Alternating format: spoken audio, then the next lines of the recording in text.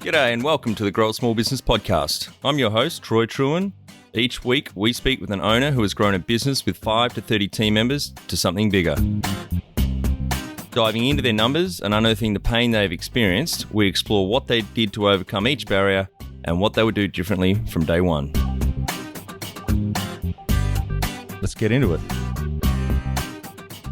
Welcome everyone. Today I'm interviewing Ka Wai Yeung from Kaunitz Yeung Architecture based in Sydney, Australia. Thanks for your time today, Ka Wai.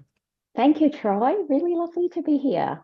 I know this is your first podcast, so there's no need to be nervous. I'm pretty sure you're going to be a natural. Thank you.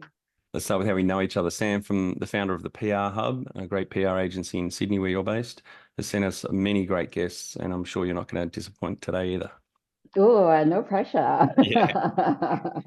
Yes, we know Sam from sharing an office space together back when we both started off our businesses.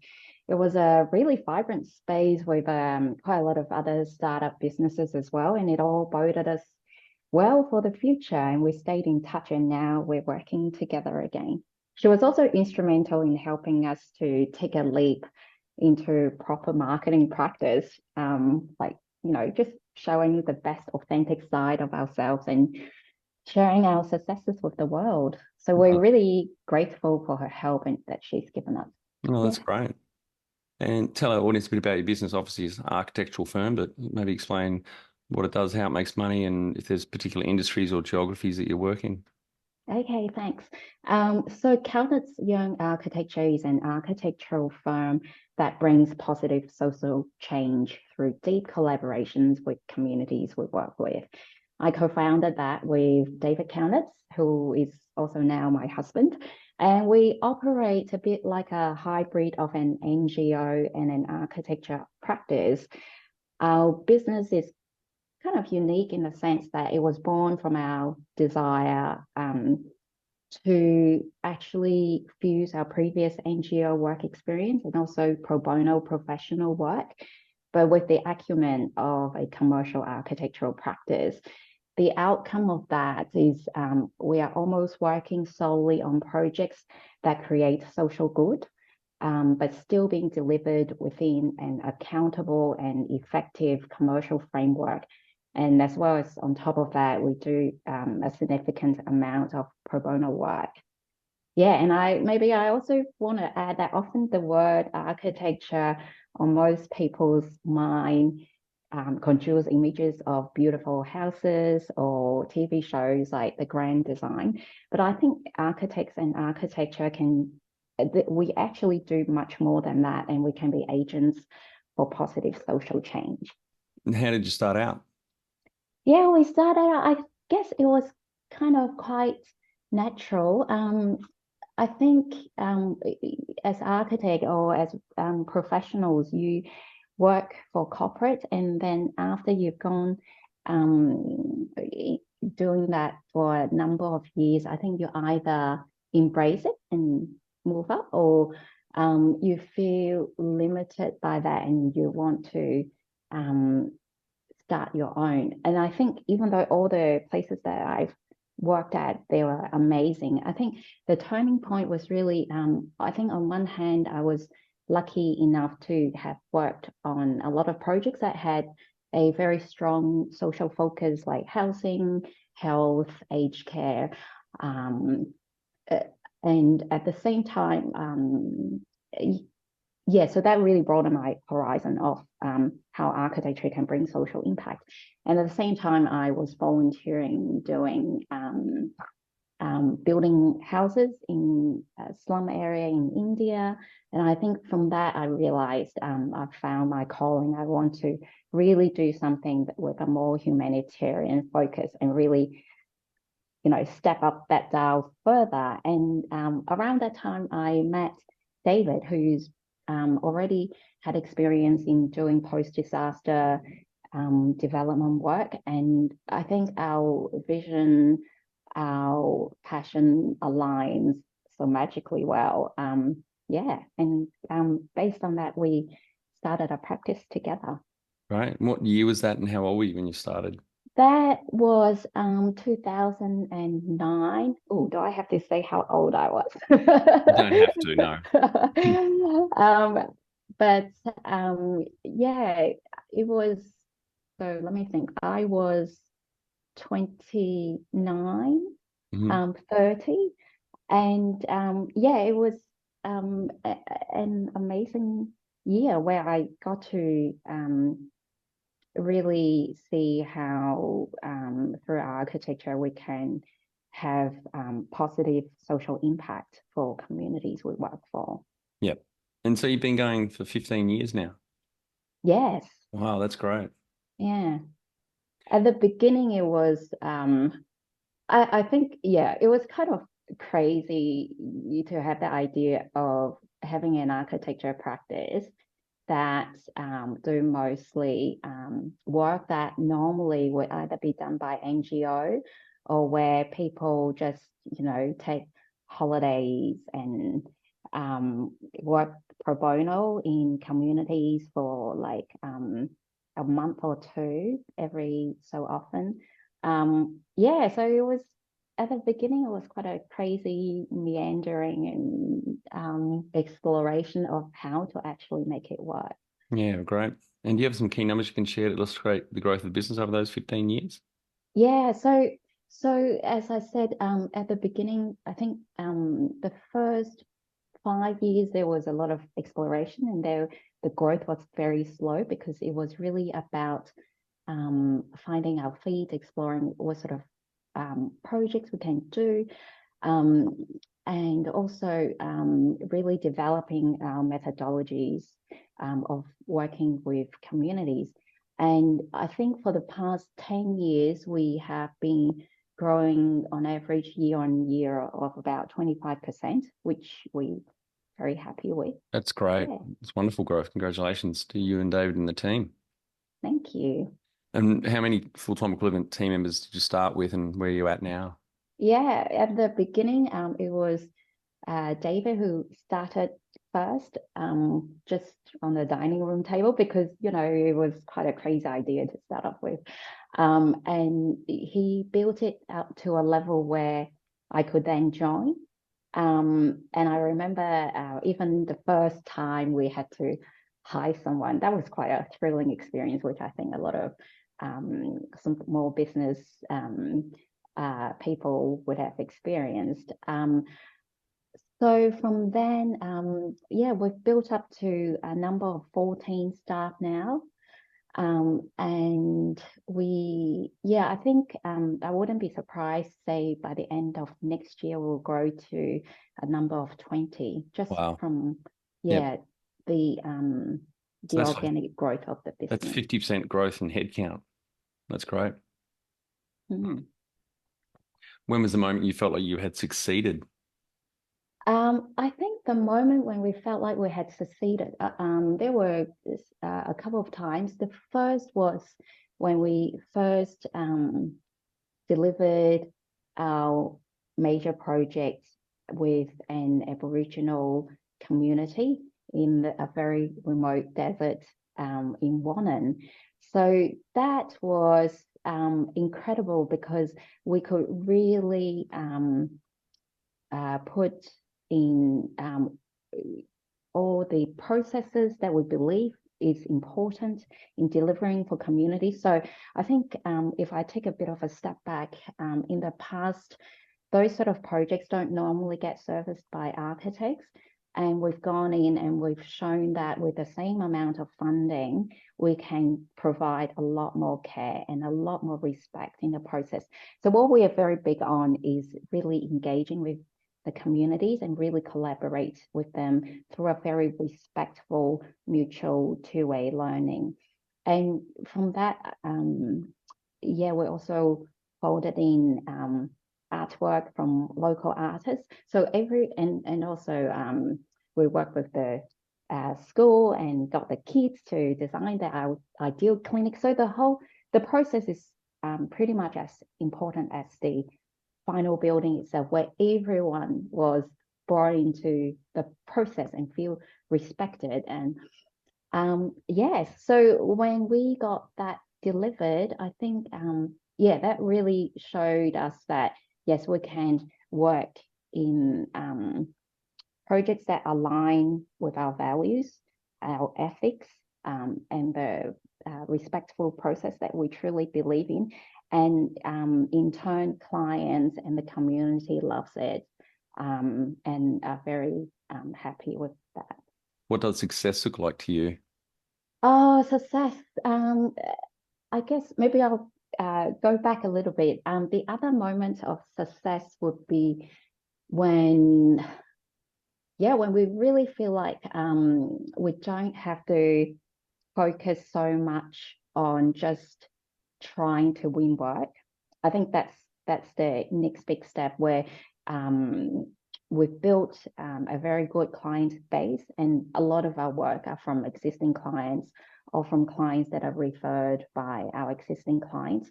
So that really gives us um, all the time and focus to really looking at delivering projects the best possible way for our clients. Yeah.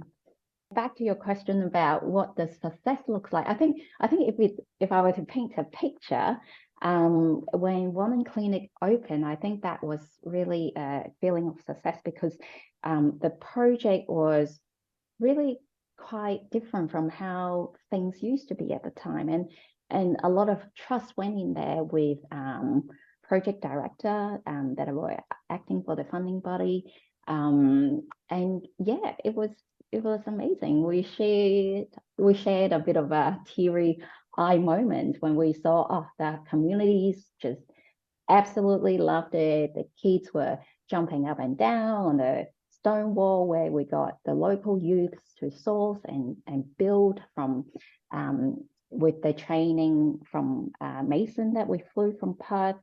Um, we saw kids happily filling up their water bottles. Like even those really small things are very important because yeah, from that we know there's going to be a much better health outcome for the community. So I'd say for me, what success looks like is when we know that all the resources we deploy, whether it's funding or whether it's natural resource from our environments, the footprint we've created, but then we have allowed maximum positive impact through the process, but also through the outcome of the project.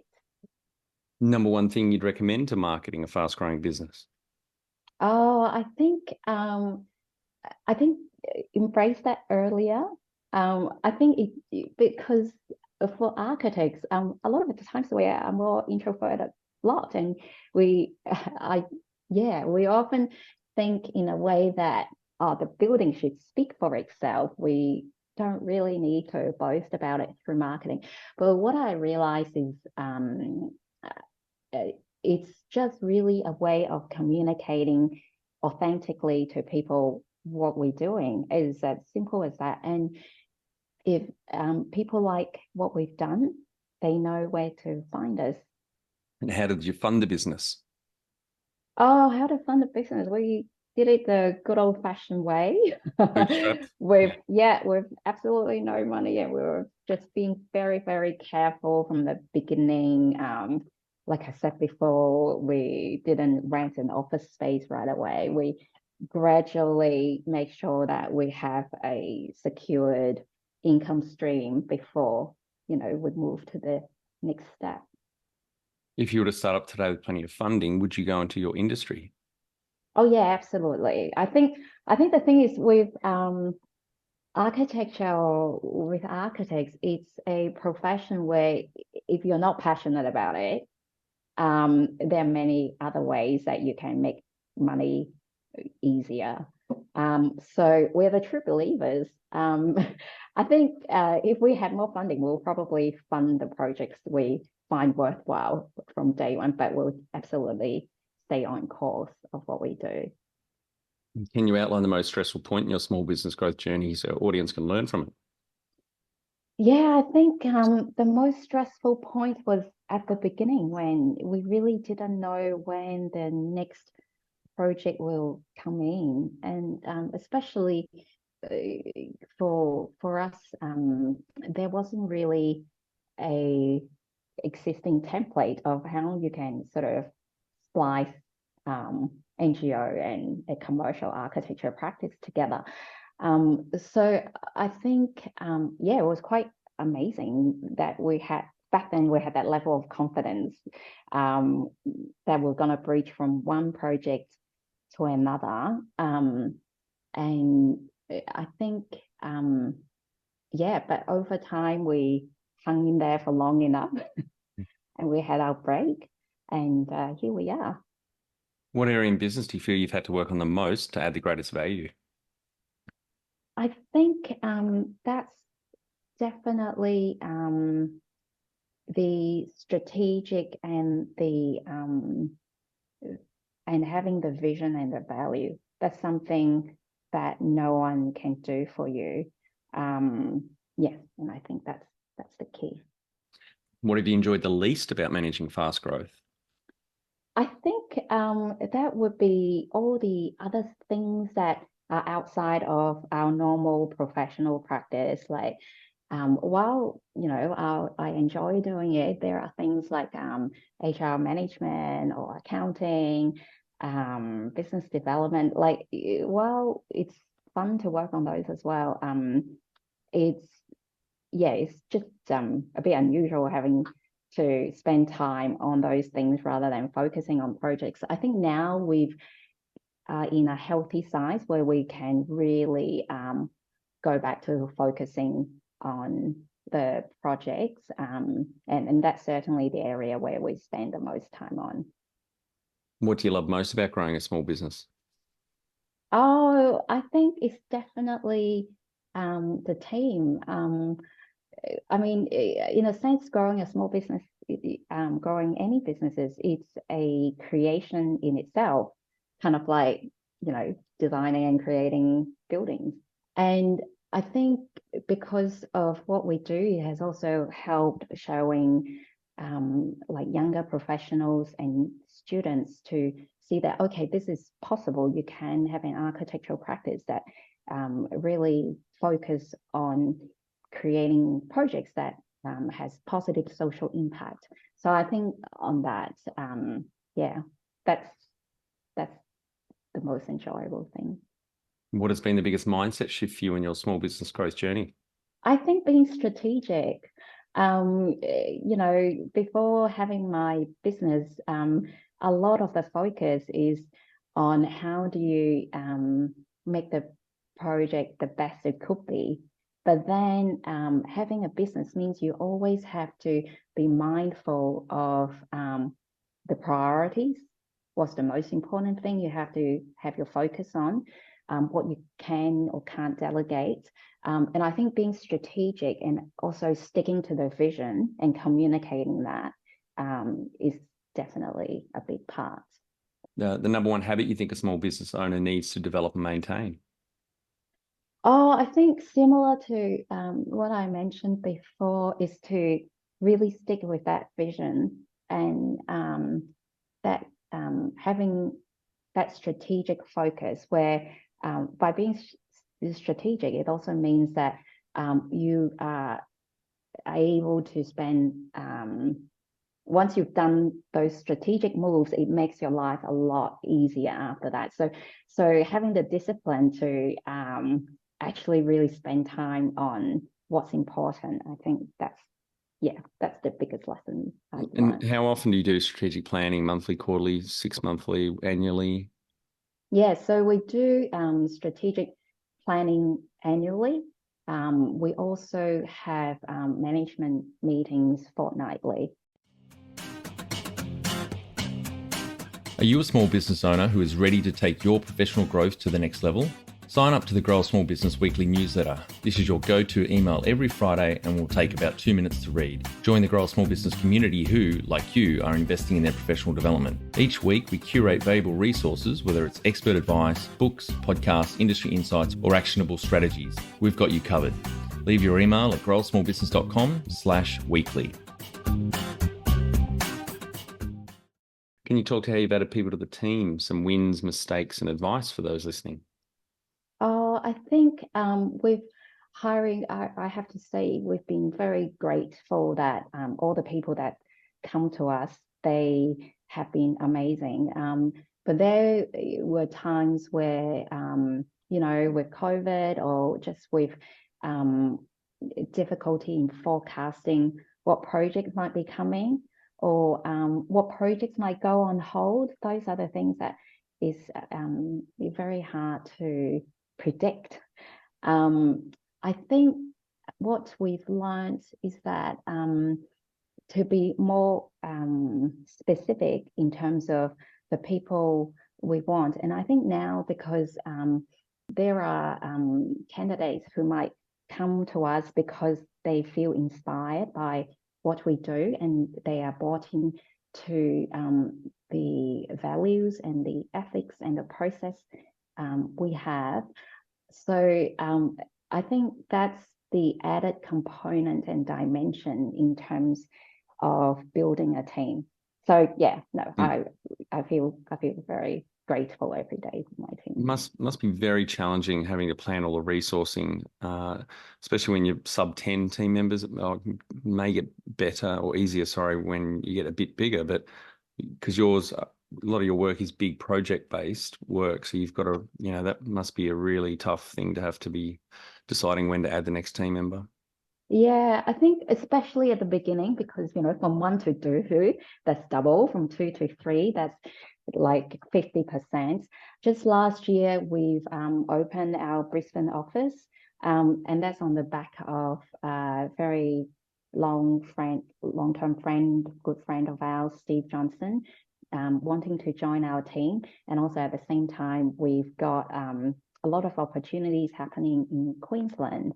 So that has been terrific, where we can have a second office that, we're in Queensland, we're certainly very grateful for the very friendly, professional and client community that's up there. What are some of the things you recommend to building a sustainable and kick-ass culture to help with the growth?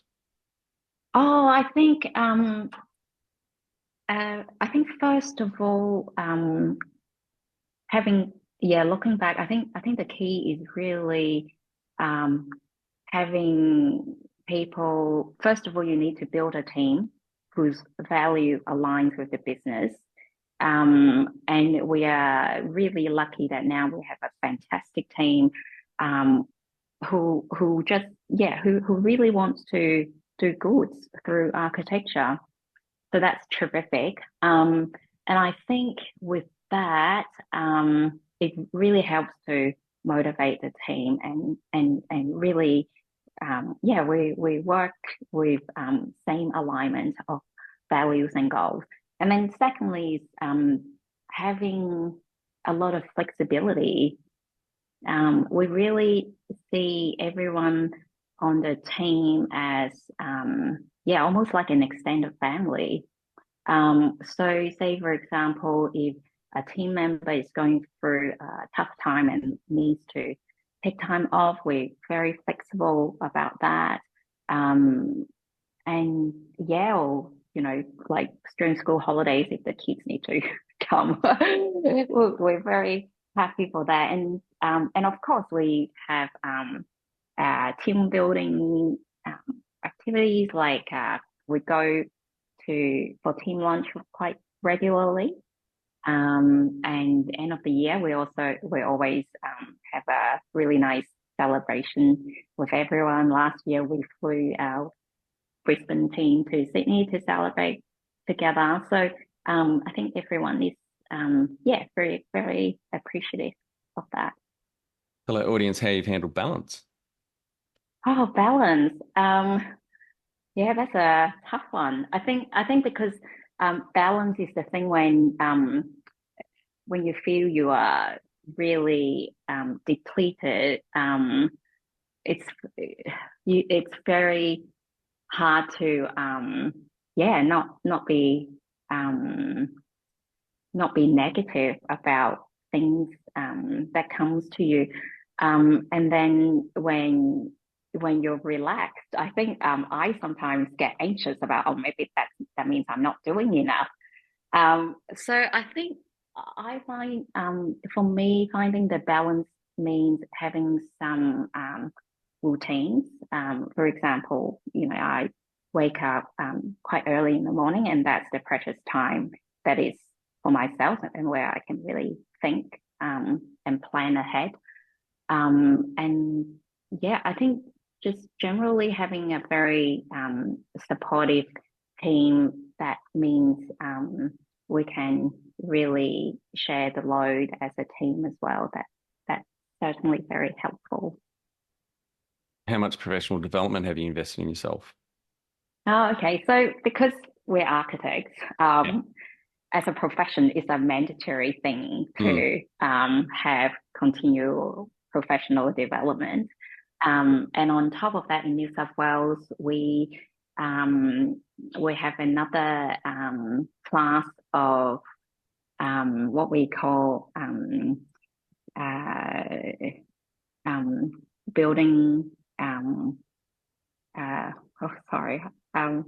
Building design practitioner. So that's another layer of continual professional practice development that we need to maintain.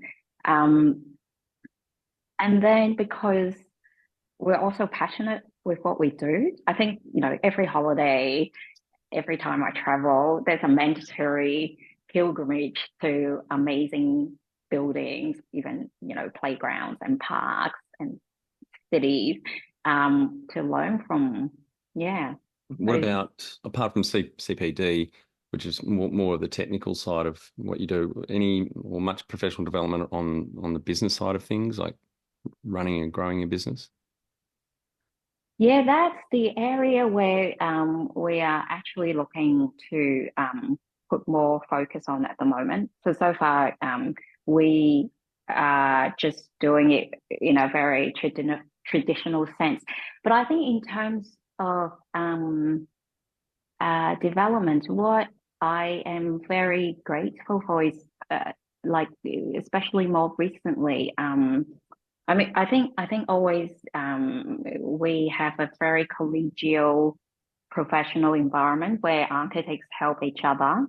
We go to talks and we talk about business or contractual issues, like things like that, to really help each other out. And then I think more recently I've also got some really amazing people in the profession who has reached out and say, hey, good job, guys. Like, if you want to get some advice, come to us. We're happy to help. So yeah, in that sense, I'm super, super grateful for those help.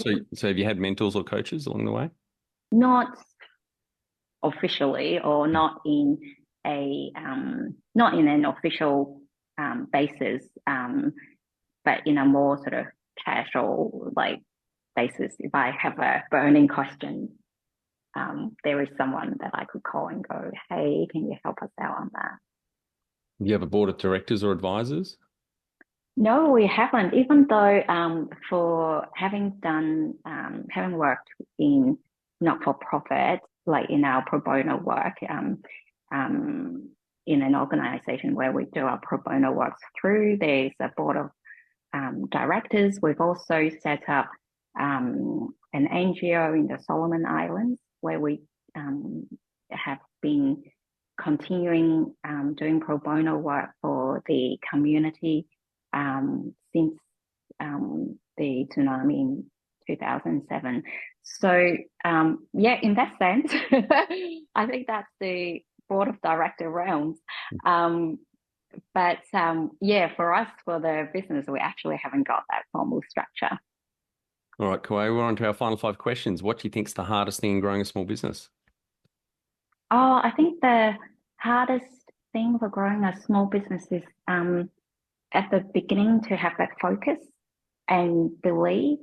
And then when you grow, the difficulty will be, how do you balance still maintaining and improving the quality of your work while you have to manage that growth and all the extra stuff that comes with it. Favorite business book which has helped you the most?